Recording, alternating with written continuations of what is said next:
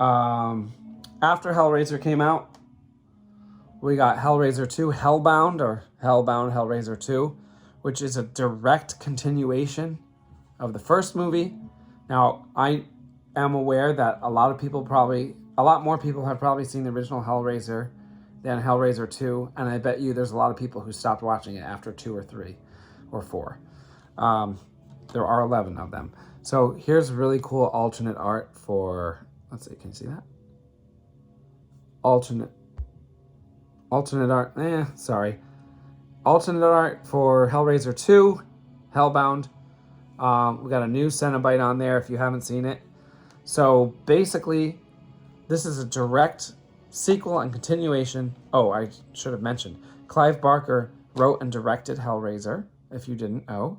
He also wrote the original story, and he did write Hellbound, but he did not direct it. This Hellraiser was Clive Barker's first film that he directed.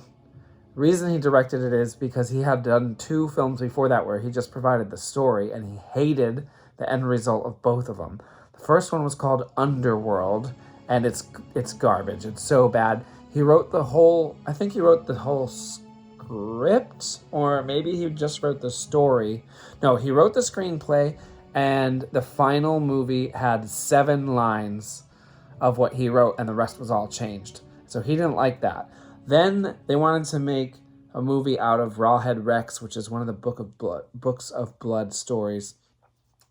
And so he said he wasn't going to write the screenplay unless they actually used the whole thing without messing it up. And so they did, but then he didn't like the visuals of the movie at all, because his description of the monster is that it is a giant monster in the shape of a penis that eats children.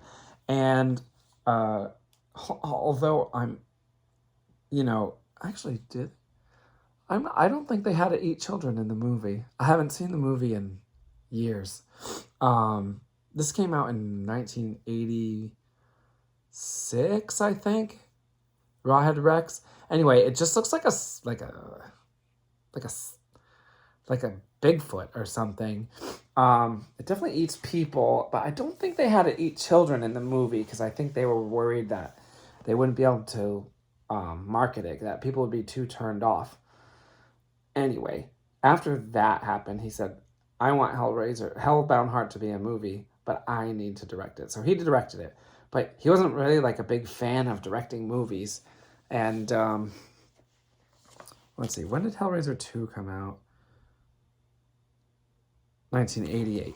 Okay, so that came out before he did Nightbreed. If you're up on Clive Barker, the second movie he directed was Nightbreed, but that was 1990. So Hellbound came out in 1988. It continues the story. Spoiler alert if you've never seen the first Hellraiser, but at the end, or actually not all the way at the end, but Kirsty's father gets killed and taken into hell, and she has to go, and she's trying to get him back in Hellbound. So actually Hellbound, I would say it's almost as good as the original Hellraiser. Like, it's nearly perfect. It's one of the best sequels of all time, and a lot of it is Kirsty going into hell. So she goes into hell, and it's got this whole fantasy thing going on, which is very much Clive Barker's deal. Okay, after this, he didn't write anymore. He did have some input on some of the later films. So let's take a look at some of the later films. And it does start to go downhill after the second one. So Hellraiser 3, which, by the way, these posters are kind of lame, especially for the 80s. Like, for 1988, that's kind of a lame poster. It's mainly a photograph. I guess this part down here is cool, but just having a picture of him is kind of lame. But I guess at the time they just had this iconic character, so I guess they just wanted to use that. As we get into the 90s, that becomes very normal to just have a photographic poster art, which is much to my disappointment, because I greatly prefer hand-drawn art. But anyway, Hellraiser 3 straight up just a photograph. They don't even have like this cool art at the bottom anymore. Hellraiser 3 is definitely a step down from the first two. First of all, Hellraiser 3 is no longer part of the 80s. It is now the 90s, 1992. And if you didn't know, horror popularity really went down in the 90s compared to where it was in the 80s. The 80s was the height of horror, absolutely. So in the 90s, they're trying to adjust it. This movie's not bad. There are a lot of iconic Pinhead lines in this. But the thing is, they make new Cenobites for this. And the most 90s thing you could ever do, the most early 90s thing you could ever do, is have a CD player Cenobite. And that's really all I'm going to mention here, is that there's a Cenobite that spits out CDs, and the CDs kill people. That is so 90s, it's absolutely ridiculous. But anyway, this one's still kind of fun. There are a bunch of monsters. There's a bunch of Cenobites. They go around and kill people in weird ways, so like that's fun. After that, they did Hellraiser 4. Now, a lot of people will tell you that Hellraiser 3 is the last one you should bother watching, but I love Hellraiser 4. I think I like it more than 3. It's called Bloodline, and it's almost an anthology film. The first third of it takes place in the 1700s in France. I'm assuming that some of you that are watching this have seen this, and that many have not, because most people I know stopped after the second or third Hellraiser. So anyway, it starts off in the 1700s. It actually has this guy who ended up on Park and Rec. I forget his actual name. It's probably on the poster. But, man, the text is extremely small on this poster. So, he's the guy that ends up getting married to Amy Poehler, who plays Leslie Knope. He actually, if I'm not mistaken, it's been a few years since I watched this one. He plays the guy who made the Lament configuration, which is the puzzle box. And so a third of the movie takes place in the 1700s, and then a third of it takes place in the modern day of 1992, and then a third of it takes place in outer space in the future. And I think a lot of people were just like completely checked out when they did the Pinhead in space thing, but I thought it was great. I mean, what else are you going to do? You can't keep making the first movie over and over again, so put him in space. All right, so that's Hellraiser 4. I really like that one. I give that one an 8 out of 10. I give the original 10. I'd probably give Hellbound a 9.5 out of 10. And I'd probably give Hellraiser 3 probably a 7 out of 10. But this one gets an 8. It's extremely entertaining. Pinhead's like petting a pigeon. Why? That's silly. Okay. Now, Hellraiser 5. This is where they stopped numbering them. There's 2 reasons why they stopped numbering them. First of all, if you keep numbering them, it just sounds really cheap, which is why they don't call the new one Hellraiser 11, although I rather they would. But the other reason is... Oh, you know what? Before we talk about Hellraiser 5, because I'm going to start to get upset. Just to go back on who directed these movies, Hellraiser 2, Hellbound, was directed by Tony Rendell, who didn't do much else. He actually did the 6th Amityville horror movie, and other than that, not any horror of note. The 3rd Hellraiser was directed by Anthony Hickox, who also directed Waxwork, which I love. I think Waxwork is a perfect horror film. So he did Waxwork and Waxwork 2, which I'm ashamed to say I've had Waxwork 2 sitting on my watch pile on my coffee table for probably 3 years, and I haven't watched it yet, and it's just because I'm an idiot, because I love the first one. He also did Warlock 2, and Warlock, I have the Warlock trilogy sitting on my same coffee table. I probably owned those for like 2 years. So I should probably watch those because I just should. I also want to mention that the first Hellraiser was a British film. It was put out by Entertainment Pictures. That's a British company. And in the United States, it was released by New World Pictures. Now, if you have watched my other videos, I've talked a lot about New World Pictures because it really started up in 1970, which works out perfectly for the channel. And by 1971, New World Pictures was putting out horror films. So it's still going strong in 1986. It gets Hellraiser, it imports Hellraiser from the UK, and it's a huge hit in the US. And then New World Pictures co-produces and releases the second Hellraiser. Then New World Pictures folds. Actually, it doesn't fold. Roger Corman, the owner, sold it at the end of the 80s. And so there is no more New World Pictures by 1992 when Hellraiser 3 comes out. So the company Miramax, which I believe was owned by the Weinstein brothers, which we don't like them. Anyway, they released it under their like imprint called Dimension, which you probably know if you've seen these movies because Dimension pops up at the beginning. Dimension was always owned by Miramax. Then by the fourth one, Miramax was purchased by Walt Disney. Now, people don't realize that. Starting with Hellraiser 4, Hellraiser is a Walt Disney franchise, and most people do not realize that.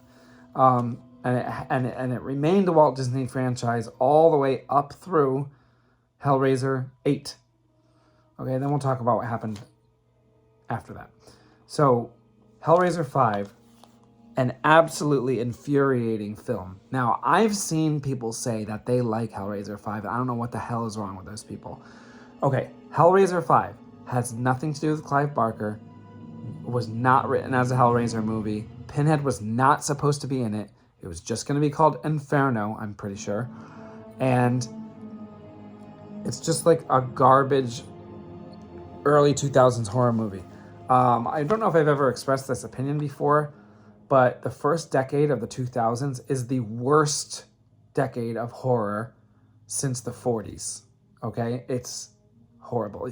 You've got Saw and Hostel and a whole bunch of like ultra gory movies, like torture porn type movies. And you do have a whole bunch of remakes in the early 2000s, like Texas Chainsaw Massacre, Rob Zombie's Halloween.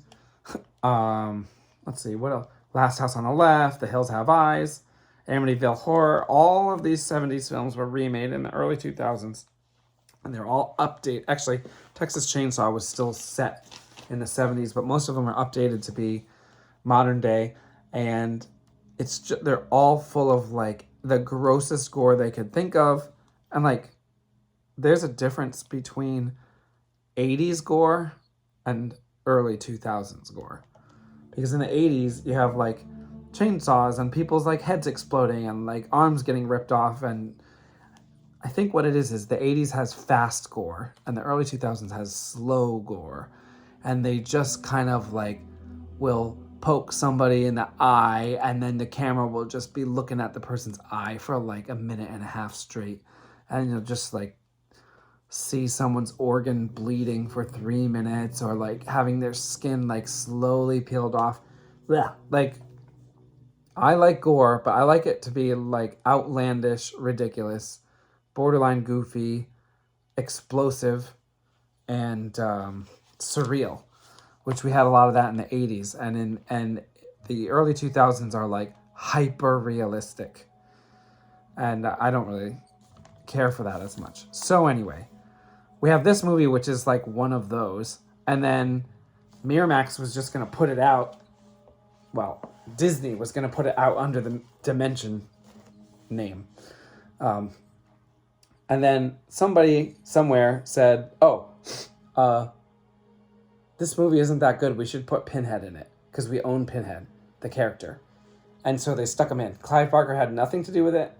I think he did advise the story, the basic story on 3 and 4, but he had nothing to do with this one, and it sucks. It's really bad. Okay, enough of Inferno, because I'm going to just be upset. And then we have this one. And this is probably, along with Bloodline, the fourth one, the most one of the 3 most underappreciated Hellraiser films right here, okay? This is a real Hellraiser film. It came out in 2002, okay? This is a real Hellraiser film. Clive Barker did have some story involvement on this one, which I don't think people realize. This is the last time Clive Barker had any creative input on Hellraiser until maybe the newest one, okay? This is called Hellseeker. It brings Kirsty Cotton back. It brings characters back that we haven't seen since Hellraiser 2 and continue. This could be Hellraiser 3, really. This continues the story that the first 2 told. And in my opinion, it's great. To be honest with you, I haven't watched it in probably 5 or 6 years, and I should probably go back to it. About 6 years ago, I ran through and watched 1 through 8 and 10. And I'll tell you why I skipped 9 in a little bit. So anyway, I'm going to try and speed things up. I know this is like a ridiculously long video, but you know, you can watch it. You can listen to it in chunks. You can listen to it in the car. You can listen to it at the gym. Okay. I know I've got these cool, you know, slides or whatever. Oh, you know what I forgot? Speaking of visuals, I forgot. I do have the physical copies of all these. Here, what do we got here? Now I'm getting all mixed up because I'm in the dark. Let's see. We've got Hellraiser 3. It looks the same as what I showed. And then I've got this one. This one I bought for probably like $6. Hellraiser 4, 5, 6, and 8. 4, 5, 6, and 8. Not 7. 4, 5, 6, and 8. I don't know why they did that. Okay. So anyway, Hellseeker is cool. It's the same actress that played Kirsty in the first 2 movies. She comes back. Underrated Hellraiser.